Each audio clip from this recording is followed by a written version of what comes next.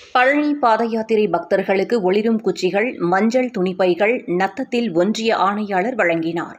ஒவ்வொரு ஆண்டும் பழனிக்கு நத்தம் வழியாக பாதயாத்திரை பக்தர்கள் காரைக்குடி, திருப்பத்தூர், சிங்கம்புணரி உள்ளிட்ட கிழக்கு நாட்டார் தைப்பூச திருவிழாவிற்கு செல்வது வழக்கம்.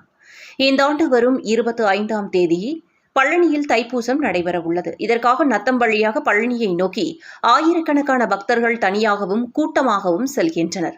இவர்களுக்கு போக்குவரத்தின் போது பாதுகாப்பை ஏற்படுத்தும் வகையில் ஒளிரும் குச்சிகளையும், சுற்றுச்சூழலை பாதுகாக்கும் வகையில் அவர்கள் உணவு உள்ளிட்ட பொருட்களை வாங்கிச் செல்ல மஞ்சள் துணிப்பையையும் நத்தம் ஒன்றிய அலுவலகம் சார்பில் ஆணையாளர் விஜய சந்திரிகா தலைமையில் பாதயாத்திரை பக்தர்களுக்கு நிர்வாக மேலாளர் நம்பிதேவி மற்றும் பணியாளர்கள், ஒன்றிய ஆணையாளர் செய்தியாளர்களை சந்தித்து பேசியபோது, ஒன்றிய அலுவலகம் சார்பில் பழனி செல்லும் சாலையில் உள்ள ஒன்றிய பகுதிகளான பூதக்குடி, சமுத்திராப்பட்டி, ஊராளிப்பட்டி, வேலம்பட்டி, புன்னப்பட்டி ஆகிய ஊராட்சிகளுக்கு உட்பட்ட சாலைகளின் நெடுகிலும் பக்தர்கள் பாதுகாப்புக்காக இரவு நேரங்களில் 3000 மின்விளக்குகள் ஏற்பாடு செய்யப்பட்டு எரியவிட்டு ஒளி ஏற்படுத்தப்பட்டு பாதுகாப்பு வழங்கப்பட்டுள்ளது.